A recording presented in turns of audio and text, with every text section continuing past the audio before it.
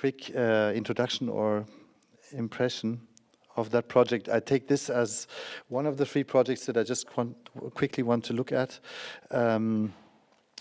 to raise the question, or the question has been raised by you who invited me. Thank you. What is the location, or what is the relation between theater work on the one hand and the field that you are interested with, the theater work, the referential field that it is about, the work. What is the relationship between these 2 fields, and where are you as a spectator in this? So situation rooms which you can watch or visit or perform here the next days is a model of the world, as we said when we built it. Of course, a very small model. It has 20 rooms, and every room has a diverse reference. Not every room looks like being from some place in the world, but on the other hand, it refers to different rooms. As an example, there's an office that is at one point declared to be the office of a manager at Deutsche Bank. But some 15 minutes later, you learn that this is also the office of a manager of a Swiss defense systems producer, manufacturer. So where we actually took the images and pictures and rebuilt the office from there. So these spaces are hybrid on the one hand and documentary on the other. Just to give you some impressions, the model or the building that we built provides 20 audience members with the chance to explore it at the same time, simultaneously. And the piece is based on our work with 20 people that we found in the real world, no actors, experts as we call them. And these are, let's say, just labels to give you an idea from which fields they come. As of including people who refer to their work at the army, as of an Indian pilot of the army, and on the other hand, for example, a canteen manager in a Russian weapon manufacturer. On the other hand, people who have experienced being shot, or who have experienced violence rather as being victims, and other people promoting the sales of weapons or the necessity of guns and so-called defense systems from the other side. The audience members in this performance will replacing, this is a building from outside, as it is standing just in Dreispitzhalle around the corner now. And here are some views into the spaces. Dominique Huber, a Swiss stage designer, director, artist, built these spaces for us, with us. So the audience members, the 20 people who can do the show or see the show, slip into the positions of those people that we have worked. That's the main idea, that's the core thought of this piece. So it, in a way, says very loudly, go on the position where I have been, or go exactly at this spot where I have said this that you hear now from me. So you have 20 people that we've been working with in this set that we built for them, with them. But unlike theater, where or also film, where I hope to get involved in the piece by kind of being drawn and pulled in, but I observe somebody else performing for me, many times still pretending to be somebody else. And I get kind of entangled in what this person experiences here on stage, and you are the audience. This piece says, come where I am. But for this reason, either we meet and talk then I'll be here and I will tell you my experience. There are formats and performance pieces like that. There's a black market, for example, that has been traveling extensively with this by Hannah Holzig, where you meet people and they talk to you peer-to-peer. But this peer-to-peer works rather in space, and you can be where I was because I'm gone, and I leave you, let's say, a video message. So these 20 people have gone. This is audience. They get equipped with an iPad. They go to one of the 11 entrance doors to the building, and then here in this video you see on the sorry. On the left you see what these people see on the iPad, and on the right it's just footage documenting how it works.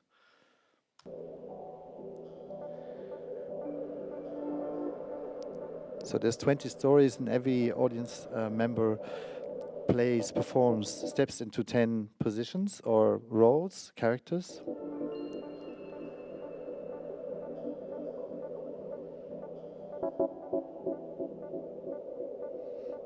And the game is all about kind of simultaneously doing what the film is suggesting.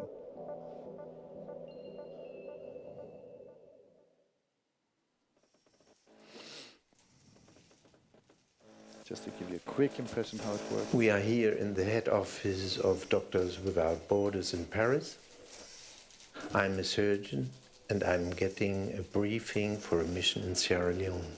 So he says I, and this young man kind of receives this I as a temporary his. It is somebody who speaks to him, and you see two other people in the space following other me's at the same time. They see, as you saw, you kind of see a little label who they are listening to. So there was just this journalist from South Sudan passing, going to another office, and someone who declares himself to be part of the weapon lobby entering the space and explaining something totally else at the same time. He sees these people entering on the video. So situation rooms works best if people in fact accurately try to follow exactly what happens on the film, because then it's some kind of a reenactment of that one shooting that we once did, that we took as the material, where all the 20 performers, all the 20 experts were doing their stories simultaneously. So it is reenacting, the audience is reenacting that one shooting that we have shot with 20 iPads at some point. And the more accurately we just follow exactly these video pictures, the better it works for everyone. So it is a model of the world where you have, let's say, killers and victims, dealers and customers in the same building. And every episode is 7 minutes long, and you have doctors as him. And after 7 minutes, you end up at the end of that episode that you were following. You have been the doctor for 7 minutes.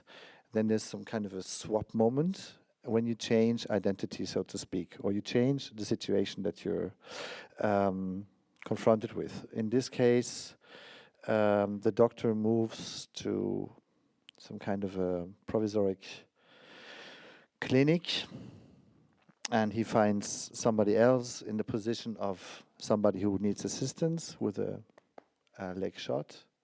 But there's, of course, another audience member representing for him that person that you see on the video. And the audience member that you who performed the doctor at that moment, during those 7 minutes, you just do some basic stuff and mark that person is lying on the bed according to the triage as not necessarily to be operated straight away. After 7 minutes, you find yourself lying on that bed. The patient has gone. has moved on, and you, after the swap moment, wait, I try to find the end point of this and to switch this, go over this. You find yourself lying on the bed. These events haunted me in my dreams.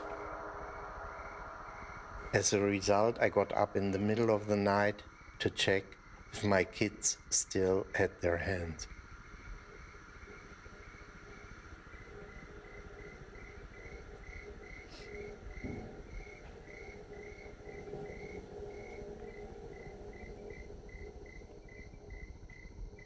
So that's the end of that episode.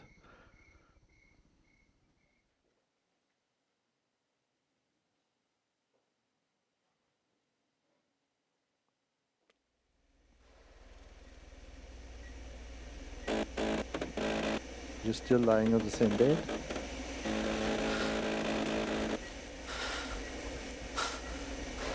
اليوم Today الجمعة is Friday, 17/6/2011 June 17th, 2011. أنا And you're in the situation of this refugee from Homs who tells the situation, how he got shot. He leads you to a place that represents the place on that street where he was shot in one of the very early demonstrations when in Homs, when the people just he was from the market and they were just all going on the streets demonstrating in favor of the kids, not to arrest kids and torture them.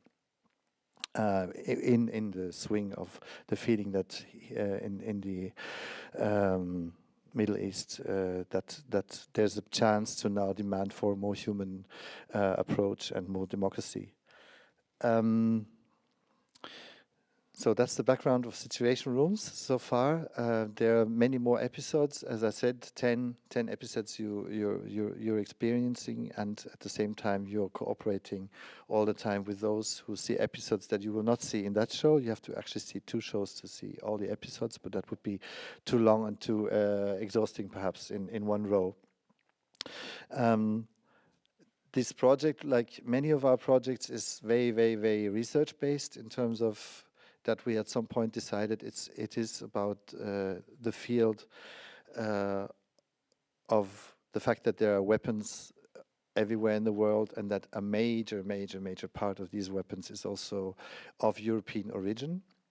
We first thought we can do a project on German arms production. Then we understood this is not possible. There is no such thing because you need to cooperate internationally. There's a lot of cooperation, for example, between Switzerland and Swiss-German companies and stuff for historic reasons, but also because in different countries you have different regulations. So it's much better to kind of bypass regulations if you have international structures. And for selling licenses or for transporting things out, producing parts at other places, assembling them at places where this is allowed. So we understood first, this is about Europe, and then we understood this is not possible either. The latest, if we want to look at the arms from 2 sides, you can also look at the fact that there's a gun from the wound. You have to see where these guns go. And so it became a project where we spoke with people, contacted more than at some point almost chaotic all over the world, and we didn't try anymore to build a model that deals with just one complex, you could say. I just follow the production of Heckler and Koch and where do these guns go, or I just follow cluster mines and where are they produced and where are they distributed and who gets harmed by them. It is more a field that is like 20 cutouts or 20 aspects that somehow are linked, but not, I would say, not with the strength of an academic bridge between A and B and C and D. So many more episodes and positions you could imagine in between. We just didn't do them. So research is and meeting people, inviting people, understanding their stories, understanding their background is about fourth of our work. And then in that case came, let's say, a production phase in which we invited these 20 people to a studio in Berlin.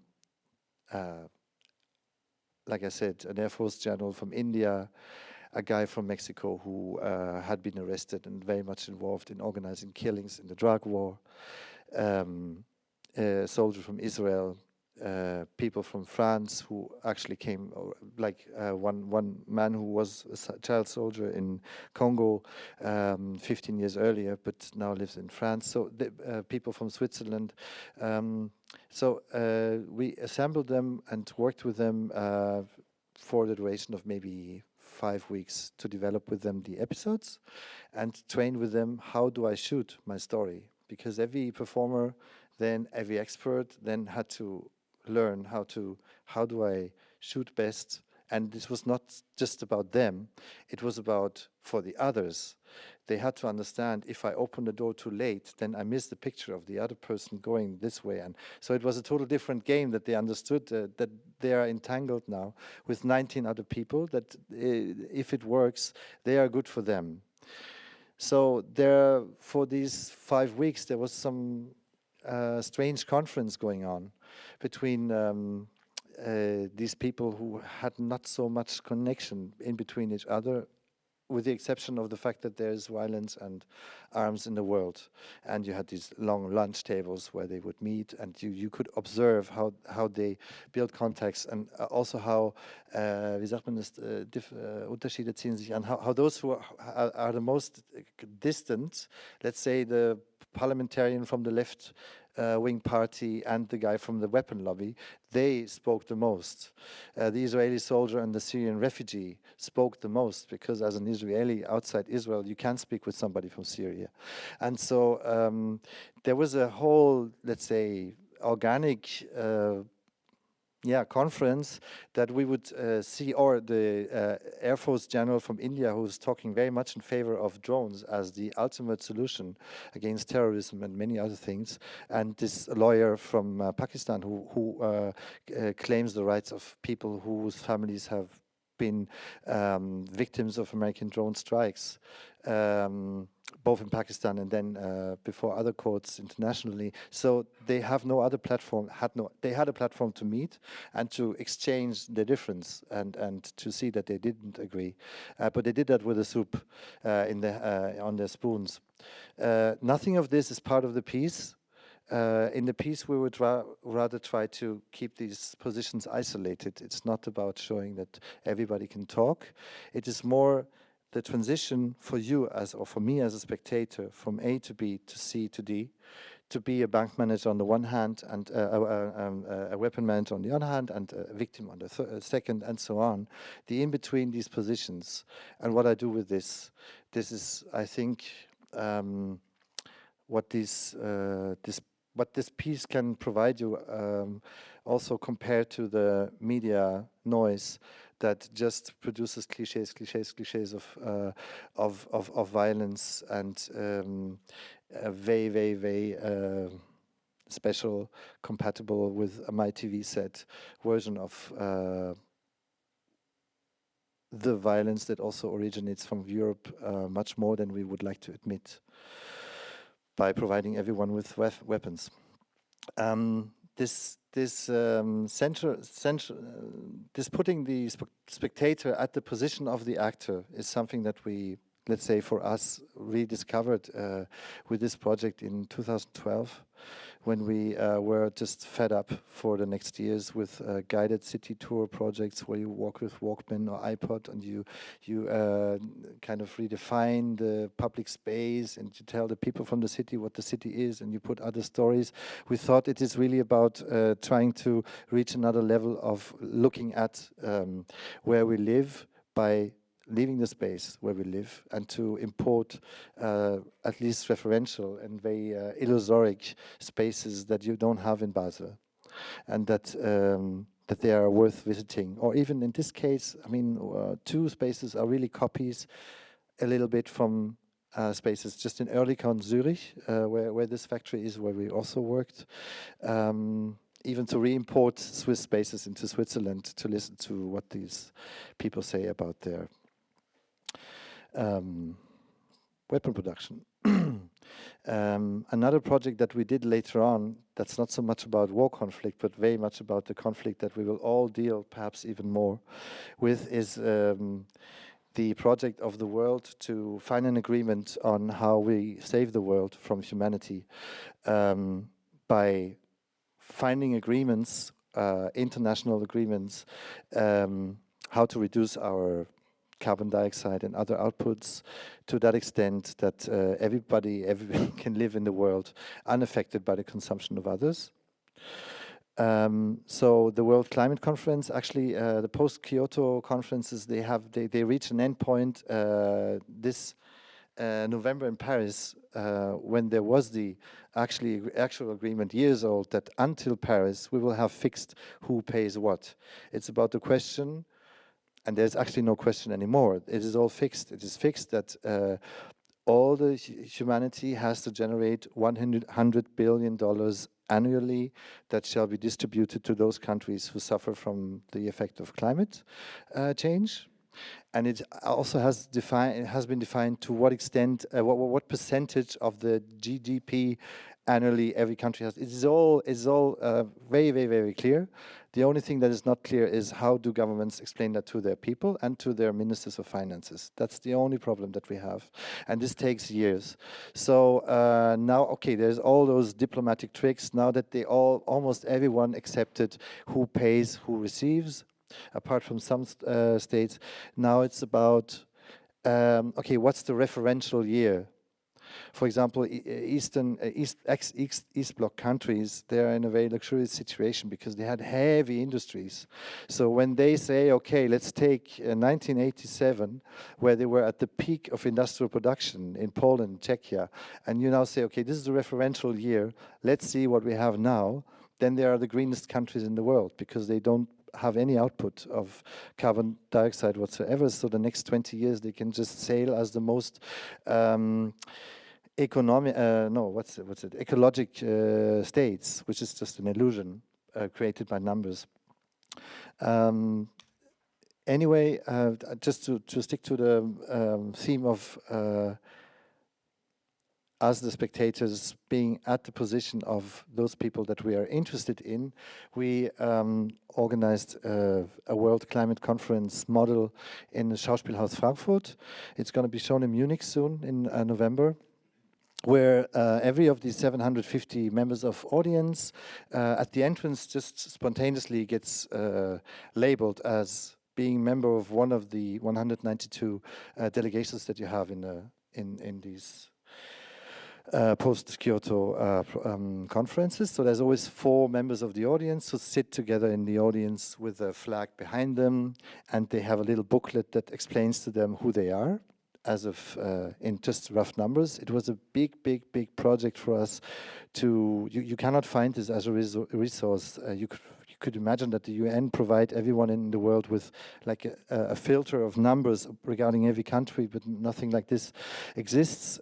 CIA is one of the best resources. They have a lot of stuff online, open source, just to learn, just to compare countries. Anyway, there are some experts that explain to us then what is this about and where we came from, we, the nations of the world.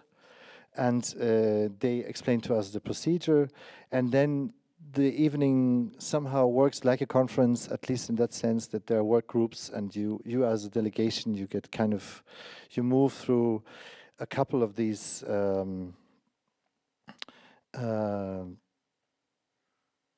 sorry, this is online. You can see it on Vimeo. I can send you the link, or you just find it by Googling.